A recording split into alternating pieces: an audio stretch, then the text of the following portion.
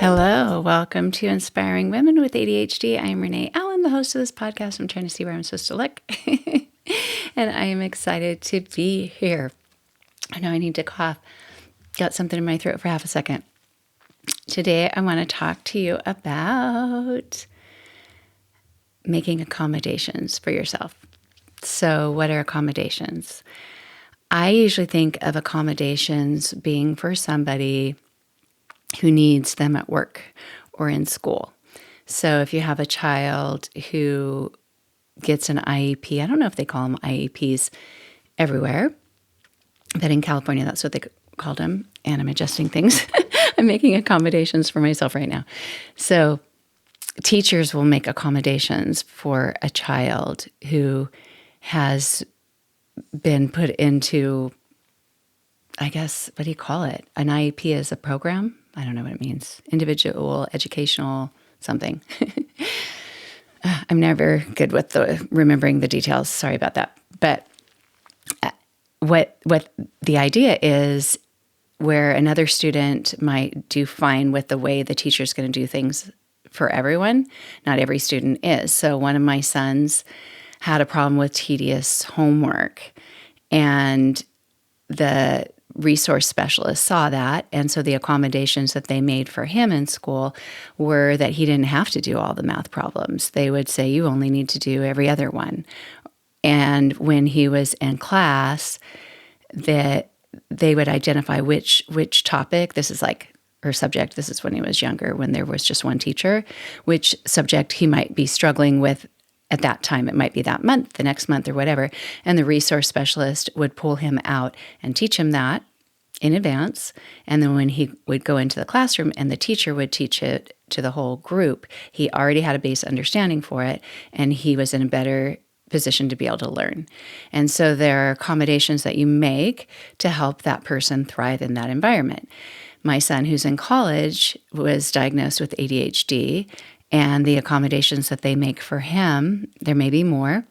He does get therapy if he wants, and I think it's open to any students, but they have a counselor's therapist on campus, but he can go and strategize with that therapist, and the therapist can even suggest accommodations. Even like if he gets a parking ticket and forgets to pay it, I've told him, ask your therapist if they can make an accommodation where you're not paying a late fee, because people with ADHD have a hard time keeping track with things like this.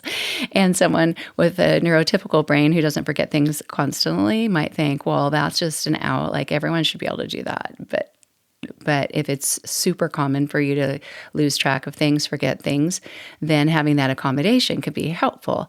Other accommodations they make are allowing him to choose for each class if he wants a physical book, an audiobook, or both. And he chooses to have both, and the audiobook helps him get the information in his brain better. But he likes to be able to see it too. And I can see that. I need both. I can't always, well, when I do learn, I'm a visual learner.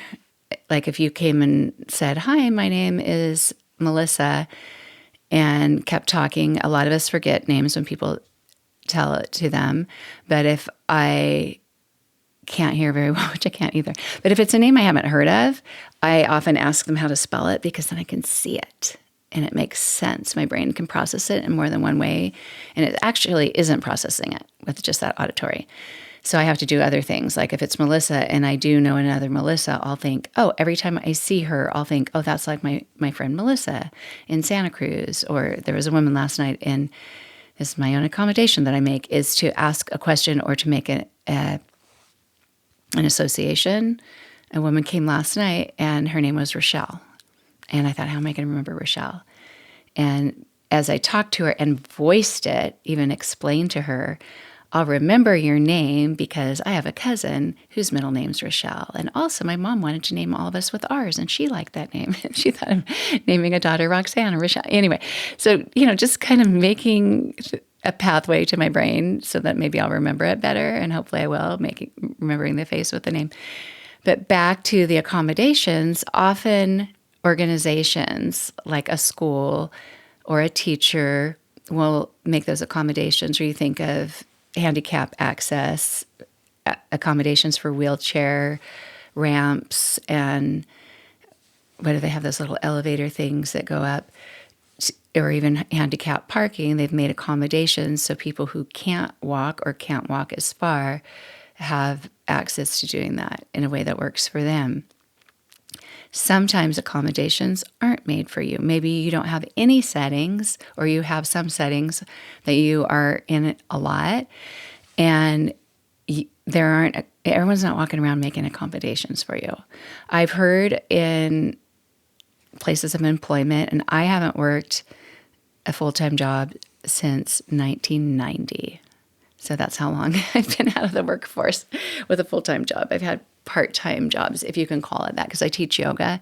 So it's more like a contract job, but I don't show up normal hours, and I have contract jobs. It just depends on who I work for, if they decide to make it you're an employee or you're a contract person. I don't ask for accommodations in those circumstances. Well, I ask for a lot of accommodations for other reasons. I probably do and don't even realize it.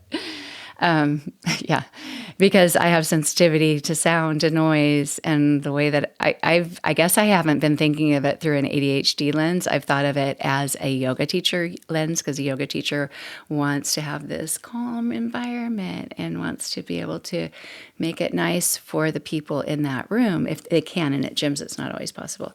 I'm always distracted by seeing myself, so don't mind me if I'm moving around a lot on the video. But so yeah, I have asked for accommodations. Can you change that spin class to start after my class ends instead of 15 minutes before it ends? Because this is the quietest part of our class,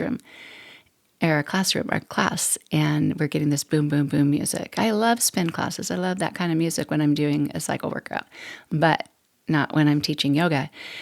And sometimes we have to advocate for ourselves. We have to be our own advocate. We have to ask for these accommodations ourselves. This one room it was a really beautiful room where I taught yoga at this gym in California, overlooked a pond, and the pond was beautiful, and you could see birds out there, and it was nice. And I always liked that. And that's the same room where they had the spin class next door for a while. But during COVID times, they decided to make more possibilities for working out outside. And so they built a deck out there in front of the pond. And I thought, oh, isn't this amazing? Because I had taught yoga out there a few times before they decided to build the deck. And there was sidewalk and there was grass, and it wasn't optimal, but it was okay. And they built the deck not for yoga. So there were machines and things out there. So there was an outdoor space for people to work out. And when I had to do outdoor yoga there, it was in a parking lot, but that was filled with wonderful things too, like geese migrating and honking. They're, making a lot of noise. So many stories I could tell, but I'll try to reel it in.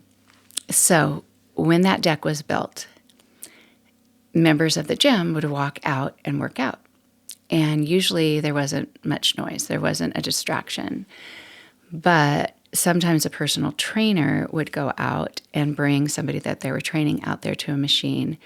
And every personal trainer except for one did that in a way that didn't bring sound into the room next door. The reason there was so much sound in the room next door is it was after COVID, and we had the windows open. So they put in windows that slid before they were just glass windows. And they put in windows that opened with screens so that people could have natural airflow. And in California, the weather's pretty much good all year long. And that was fine to have the windows open. But for some reason, you know how sound can be crazy? How it can just be like kind of not make sense? If somebody was out on that deck, their voice amplified and went into the room where we were doing yoga. And this one personal trainer would go out there and talk really loudly.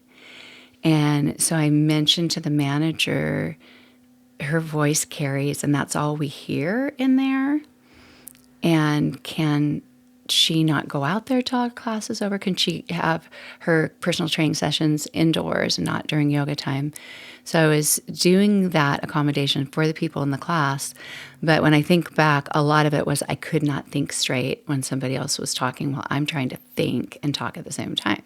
Have you ever had that happen? I mean, if you're in a group of people and everybody's talking, you kind of tune out the people except for the people that you're close to. But if you're in a restaurant, there's a lot of ambient noise. You're sensitive to noise. This can be an ADHD thing. Their music's loud in the restaurant. The people are talking loud. Can we eat outside? Why do they have the music so loud in a restaurant? I don't know. We can enjoy ambiance without the music being so loud, but I haven't asked for an accommodation in a restaurant. I don't think. But back to this this deck, I did ask for accommodations. I didn't tell them I have ADHD. I didn't know I had ADHD. But I had to advocate for myself. I had to make those accommodations to be able to function and think clearly.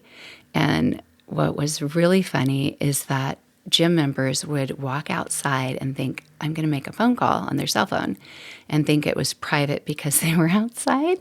But they didn't know that everyone in that room not only heard their own voice, but if they had them on speaker, we could hear the person that they were talking to. We could hear them loud and clear. I have no idea how that the acoustics work that way. But I mentioned that to the manager, and so they put signs out there that said, don't use cell phones out here. One time, well, actually more than one time. One time there was a man out there, he had it on speakerphone, and so I knocked on the window and said, we're having a yoga class. Can you take your phone call out to the parking lot? And I think he was a little embarrassed. But sometimes you have to advocate for yourself. You can try to make accommodations through other people, but a lot of times you're going to have to make accommodations for yourself. For the most part, there wasn't anything I could do. Like I couldn't put in noise canceling earplugs while I was teaching a class. But if I was in the class and it was really driving me crazy and the teacher wasn't able to make a change, but I wanted to be there, I could do something like that. I could put in earplugs and make those own accommodations for myself and kind of just look and watch the teacher and do things when I needed to. But I was thinking about this today because whether you know it or not, you probably already make a lot of accommodations for yourself. And if you want your life to be more streamlined, to be more consistent, to be able to go through it without feeling like you're going crazy inside or forgetting as much or something, or dealing with situations where you're forgetting as much, then you may need to ask for accommodations or make them yourself. I did this yesterday and I was really excited because it kind of goes along with the people pleasing that I was talking about last week, where I normally would just, or I might normally just do what somebody asked me to do because that will make them happy. I'm not rocking the boat, right? I went to the doctor yesterday and got just a blood draw for cholesterol, and it was better this month. I'm so glad. It was a little bit high on the bad cholesterol last time in September, first time ever. And I've never even looked at things like that, but this time I was like, oh, no. Only change, well, the biggest change I made is I was eating popcorn every night, and I was using coconut oil with a little bit of butter. And coconut oil is a bad fat. It was good, so I had to switch things up. I don't eat popcorn every night anymore, and I stopped using coconut oil for a while, but I like the flavor, so I put a little bit. But anyway, I'm in normal range. I know people want to be private about HIPAA laws and stuff, but I'm a sharer. I just shared my my medical information. But okay, so I went in to get my blood test, and sometimes they'll have you fill out like, on an iPad, you just sign some stuff, or you'll fill out something with a dry erase marker, or you'll fill out paper forms. And for blood tests, I usually don't have to do anything like that. But every once in a while, they update their forms. I don't know. And so I stood there. I had to give her my insurance card again, even though I gave you this, you probably have it in there, but no, we still need it in your driver's license. So I did all that. And then she gave me a clip. No, she didn't give me a clipboard. So that's what made me question. She gave me some stapled papers and said, these are for you to fill out. No, these are for you to bring back in when you come in for your physical, which isn't for, I think, 2 more weeks. So I'm thinking, can't you just put it in my file for like, I am not going to remember to bring this back. And I said, is it something for me to fill out? And she said, yeah, fill it out. I'm laughing already because there's no way in this world of my ADHD that I could take that home, fill it out, and bring it back. And either get it to the car without losing it, realize that it was even in the car and bring it back, fill it, like put it in the house and remember to do it. Nothing about that. Like there are about 20 possible reasons why that wouldn't happen, probably more. So many things, paper is, unless I came in with a folder, and I always leave with a folder. If I had a system, then maybe that's a possibility. Probably not. So I am looking at her like, I learned so much as a mom when the kids would bring home papers in their folders and I wouldn't remember to sign them up for a field trip or something.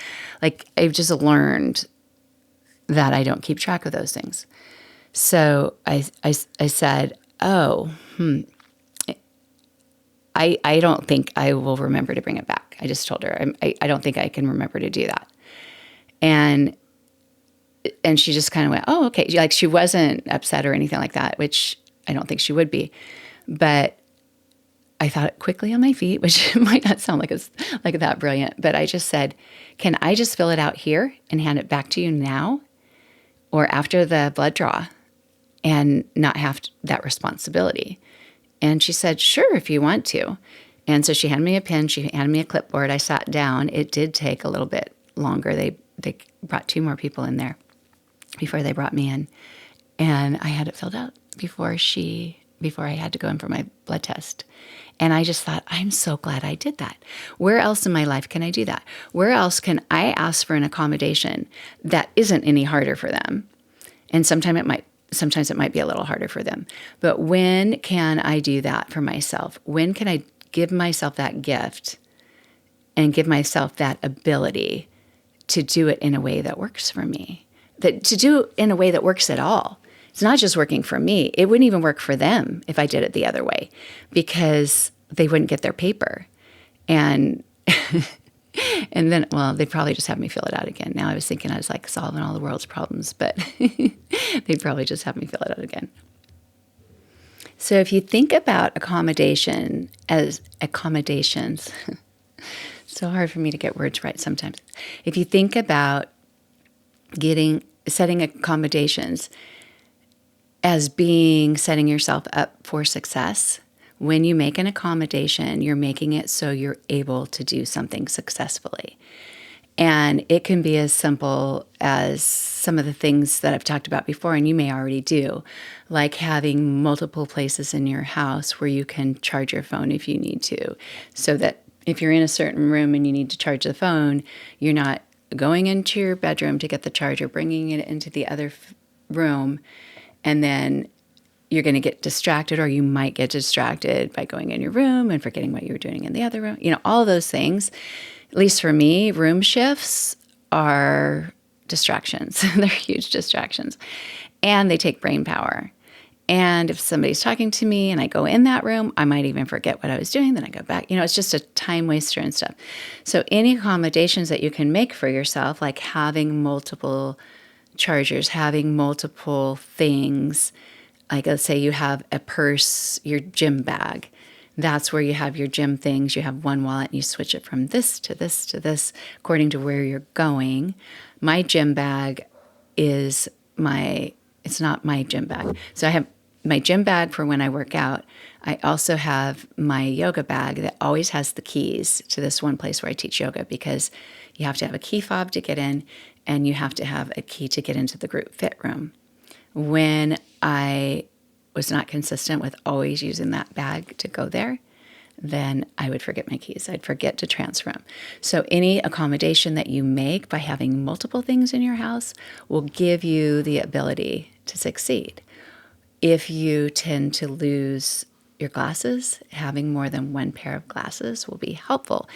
If it's expensive, it is expensive to have. These are my computer glasses. So I don't wear glasses in real life, but I feel like I wear them so much on my videos. Not like I've had very many videos, but that, you know how like when you wear glasses, or when somebody wears glasses all the time, at least I felt this way in school. When someone wore glasses all the time and then they didn't wear glasses or they got contacts, you're like, oh, you look like a person who usually wears glasses.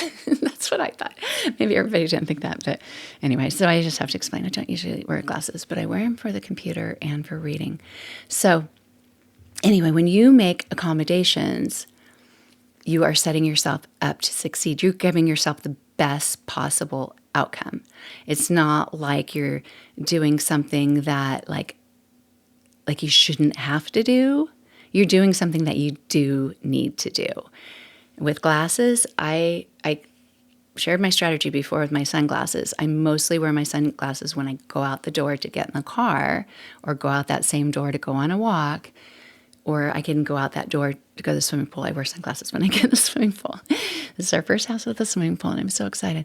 But I made a shelf for my sunglasses because I used to have them in the kitchen. I'm like, that's not a good place. I didn't like them there. They look cluttery. I made a little shelf by that door, and they kind of come off sometimes. It's like, I have multiple sunglasses, so I can grab them and go, grab them and go, grab them and go. With my real glasses, my computer glasses, sorry if I touched that and that was noisy. And those of you listening, sometimes I touch things like the microphone, but I just realized I have to clean my glasses. But for my real glasses, I lose them a lot. So I have 3 pair right now. These are my newest prescription. And I thought, what can I do to not lose them? Because it doesn't make sense to just always have them in my bedroom, because sometimes I need them in my bedroom. But if I put them there, like if I take them off, I made a hook, just those hooks from the hardware store, like a white kind of vinyl covered hook.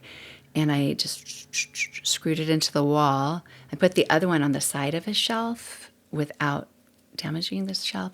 You know how the shelves have those little holes to put the little pegs in? I actually screwed it into one of the holes where a peg could be, but it's not.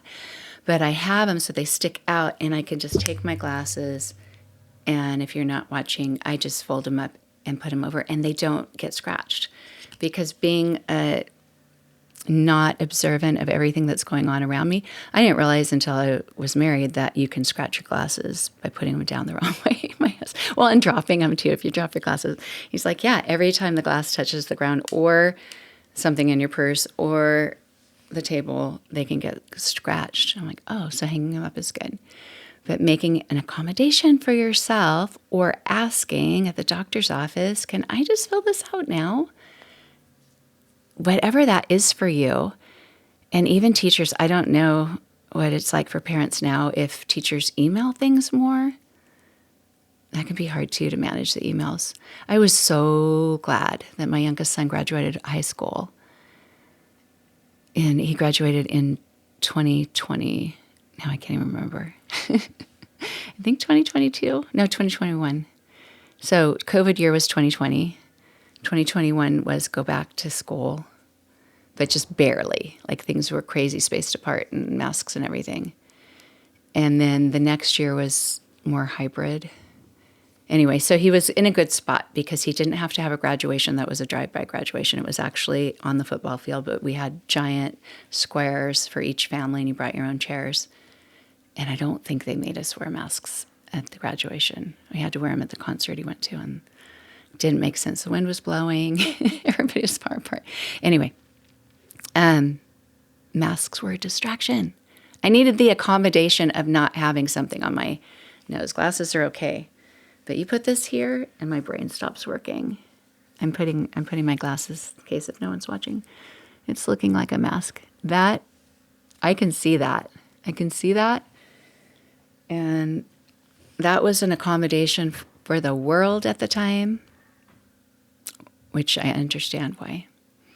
And the plexiglass was an accommodation for health and safety. The masks were an accommodation. They were in no way an accommodation for my brain. It all drove me crazy. Oh, Oh, I'd love to hear from any of you if anybody else had mask attention deficit disorder because it was awful. I could not think straight. Like things would fall out of my purse way often, like, like looking for keys or credit card. And I could hardly get words out and I couldn't hear people. So yeah, all that, or breathe. But it's not taking an easy way out. It's not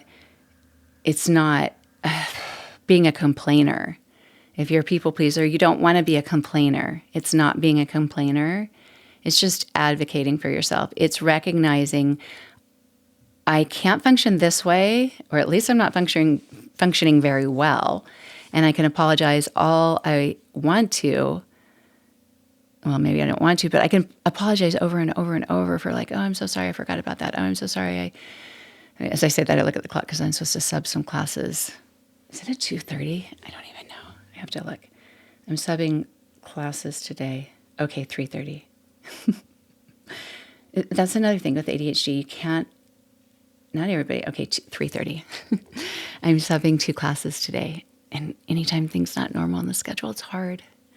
I am trying a new app and it's helpful, but my brain questions itself because I do forget. With every app possible, I do forget. So anyway, okay, what else?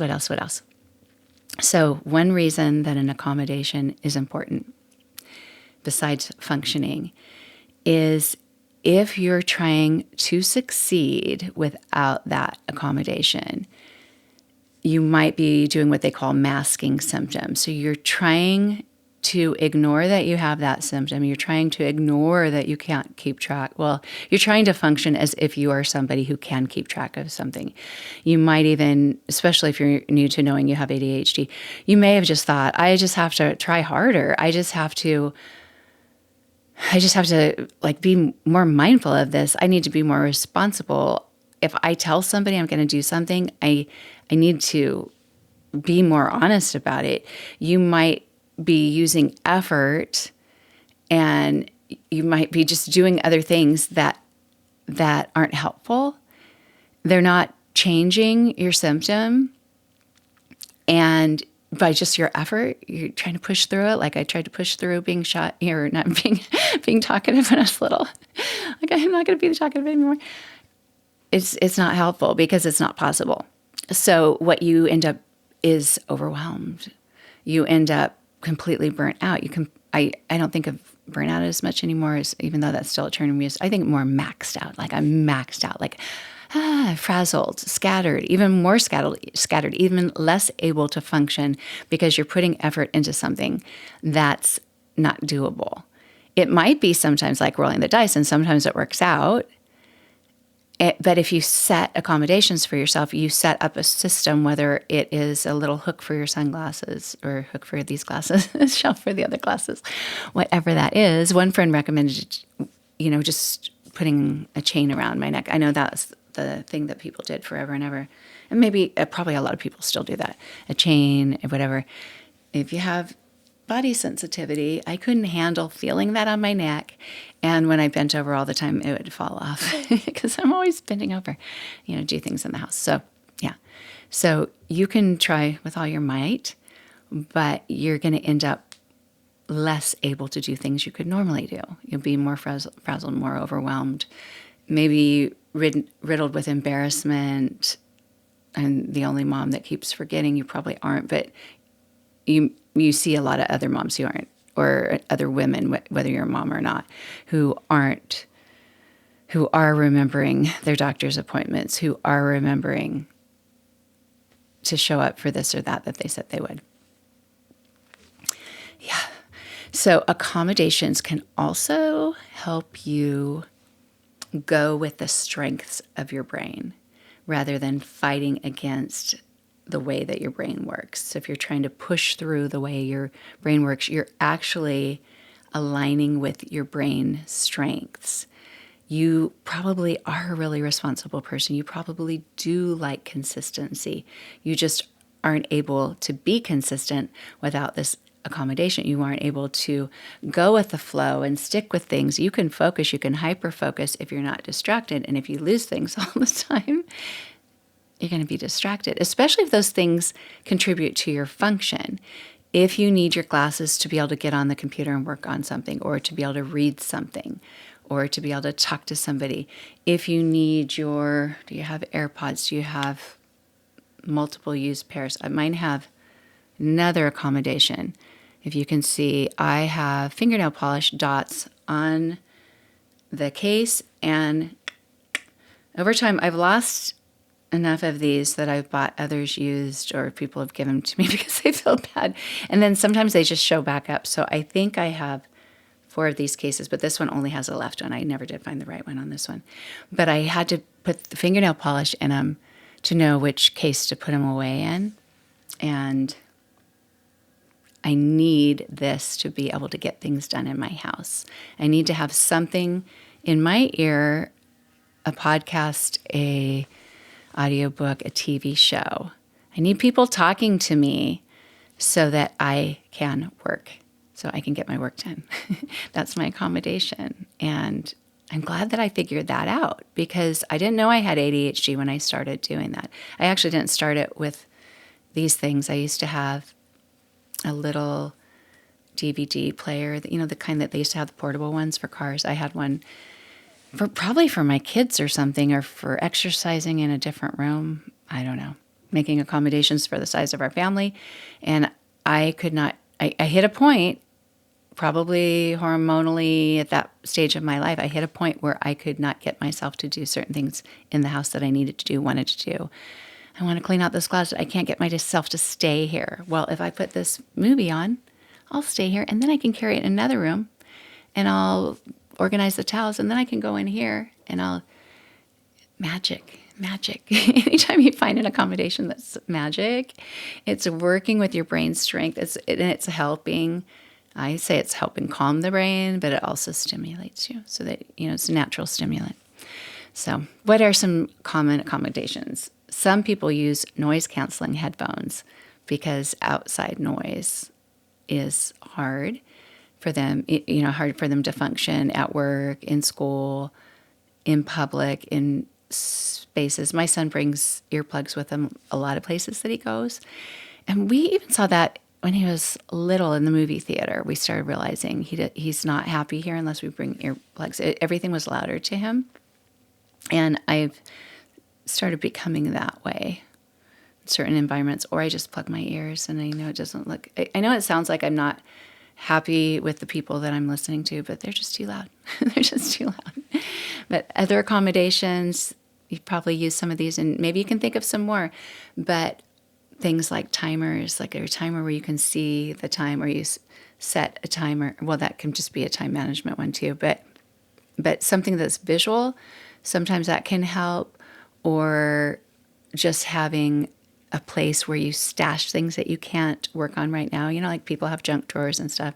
I have a place for my paper piles. I do have my little accommodations. I do have little baskets for them, but you can't even see the baskets right now. But whatever helps you, eventually helps you, or at times helps you, devising a system is your accommodation to help you function. Other accommodations you can make are partnering up with people. They call it body doubling, or accountability groups. Not just doing this as a plug, but I am starting accountability groups, and I have one right now for just exercise. I hate to call it workouts, because if some people, gardening is their workout, they're doing a lot of physical labor. But whatever their exercise is, it's been fun, and it's helping me a lot. I tried to do it without it, and why try to push myself if it's not working? Do what you know can work, or try it and see if it works. And then, just little apps and things like that. You might have an app, the alarm, the schedule, the calendar. I'm still trying to figure out how to link that with my life.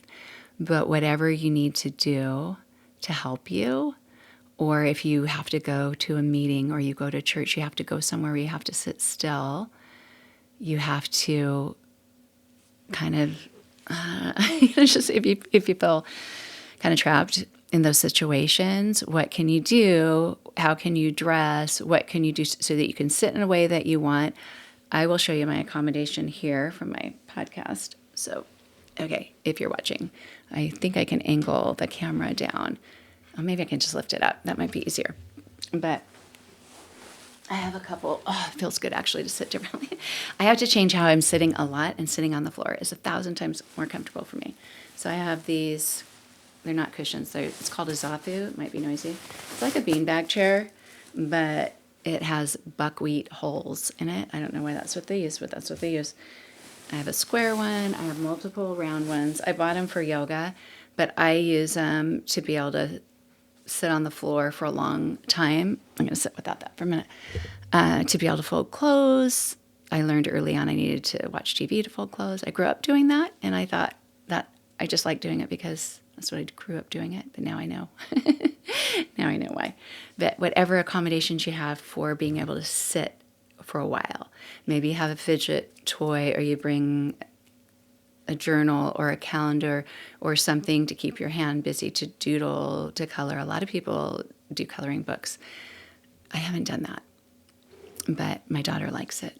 For some reason, I think it's the slow down part of me that doesn't want to do it. It's like, I don't have the patience for that. Do I? Do you overthink things? But anything that can help you be in a place where you might have to be for a long time, on a road trip, whatever it is, food, water. Some people think that I'm like a planner because I make all those accommodations for myself, but I do it so that I don't do it because I think, oh, I should plan ahead.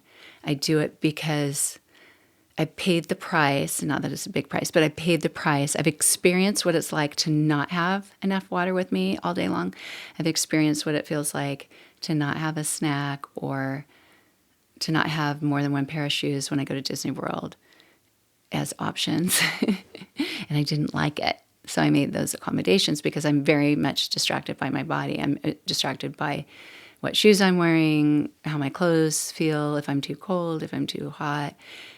And it might feel like at times you're making it all about you, but that's what accommodations are. You're making accommodations for you.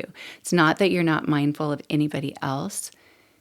It's just that you're trying to take care of yourself and do what you can to enjoy life, be successful in life, be able to accomplish what you want to do in life.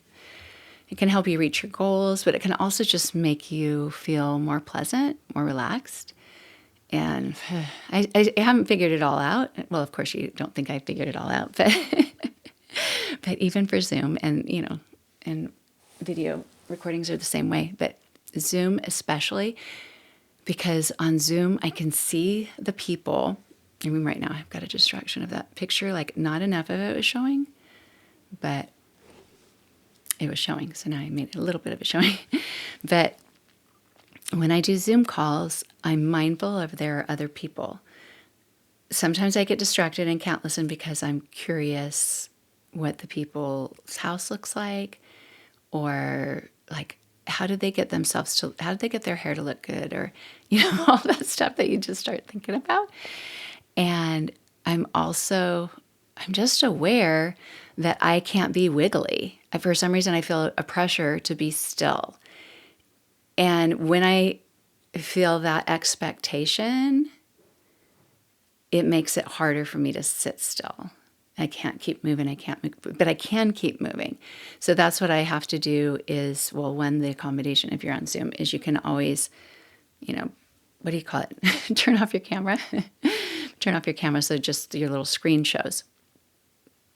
That can be helpful. But if you're like in a 4-way call or 3-way or something, that doesn't make as much sense. And a webinar might be different, or Q&A or something, or a big giant group. But yeah, if that's getting in the way, ask yourself, is this getting in the way of me functioning or enjoying, relaxing? We don't always have to meet every level of comfort, but if you're starting to push things down so much that and you've got that hyperactive part of you, you need to see what you can do. So yeah, I think with the Zoom thing, I still haven't completely solved it. I do allow myself to move more, but I want to be able to appreciate visiting with the other people and not be so mindful of that. Is it possible? Maybe. I need to be, yeah, okay. It doesn't need to be all about me. I really want this to be about you too. I want you to think about what interferes in your life. What part of your ADHD is interfering with you being able to just do what you want to do? Just enjoy a conversation in a restaurant with people that you want to be with. What would that be? If you're not hearing impaired, I don't know what to do about the outer noise. I haven't tested out if one earplug would help with loud music. You can make the accommodations, to move outside or something. I haven't tested, but I am hearing impaired in this ear, and they do make hearing aids that have settings that make it so you don't hear that ambient noise as much. But I haven't worn mine in so long, and when I've tried wearing it again, I haven't figured it out. But it's been a long time.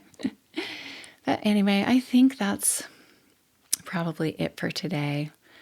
I just want you to know that you can advocate for yourself, that you probably look around and think, oh yeah, I actually make accommodations for myself all the time.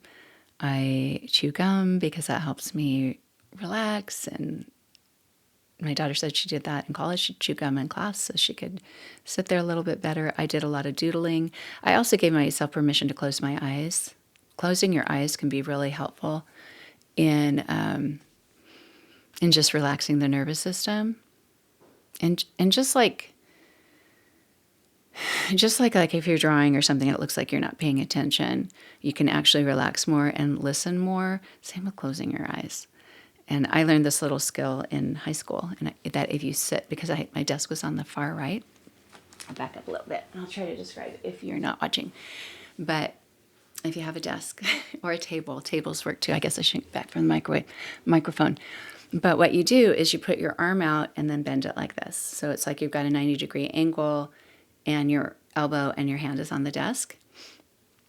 Wait, I'm doing the wrong one. Okay, let me do it again. So if you're right-handed, you need to do it with your left arm. And you need to sit on the right side of the room. Try to picture this in your brain. If you're left-handed, you have to do the other side.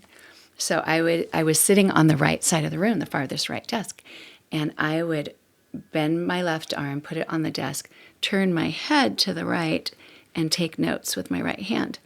Well, my arm was hiding my eyes. So I could do that and take notes, or I could stop taking notes. I could also close my eyes, and no one knew. Does it even matter if you close your eyes? Maybe in high school, they'd probably tell you, you need to pay attention. In college, they don't tell you anything if you close your eyes. But I still, just having that emotional awareness and people-pleasing thing, I don't want my teachers to feel like I was bored and wasn't listening. And sometimes I did fall asleep, and that's okay too. But I did apologize to one teacher in college, and she was a poetry teacher, like Victorian poetry. I majored in English. And I said, I'm so sorry I fell asleep in class, because I was sitting in front. I wasn't on the side. I was sitting in front, and I was just so tired. And I thought, I don't know if she can see anyway with my arm here, even though I'm not on that corner or whatever. But yeah, so I apologized to her, and she didn't even notice. So I thought, maybe you shouldn't apologize, because then I told her that I fell asleep in class. Apologize for closing my eyes upon sleep. But anything that helps you, that's not harmful to anybody else, or you don't want to make everybody do everything for you, anything that you can do on your own. But if it's something that's not a drain to other people, and not overthink that either. Like if something actually isn't a problem for somebody else, don't tell yourself that it's a problem for somebody else. They're probably happy to help you. Maybe not always in a workplace. Sometimes there's a little resistance, but or somebody's on their what do you call that? Why can't I remember things like speakerphone? Yeah, speakerphone mode. It's when I'm trying to think of things I can't. But when they're on speakerphone on their phone call at the gym, and there's a sign that says don't talk on your cell phones outside, and they're talking, and I had to have them make an accommodation, which was stop talking. We can all hear you. A class of 30 people can hear your conversation, and it's interfering with our yoga class. Whew, yeah. Anyway, yeah. Do what you can advocate for yourself. Let yourself know that it's okay to do things a little bit differently, even if it doesn't seem like anybody else needs that. And I think that is it for today. It's always funny when I start these episodes and I think this is probably going to be a 20-minute episode because it's going to be so short, and it's 45 minutes so far. But thank you so much for being here. I'm in the middle of moving my website. Not that all of you go to my website anyway, but renee-allen.com. It'll still be the same website, but if you go there and you can't find me, the reason is I've added more to my load by making a decision to use a different website host, and it will look different too, which will probably be a good thing. I figured it out on my own, and it's probably look a little better, a different way. But if you try to go there and I'm not there, that is why. And you can find me on YouTube, Inspiring Women with ADHD. You can write to me there too. You can comment. That's probably a really easy way to get in touch with me. But you can also join my email list or just email me at Renee at inspiringwomenadhd.com. There's no with in my email address because I didn't want to make it so long for people to write out. But anyway, thank you so much for being here. I will see you again. Bye.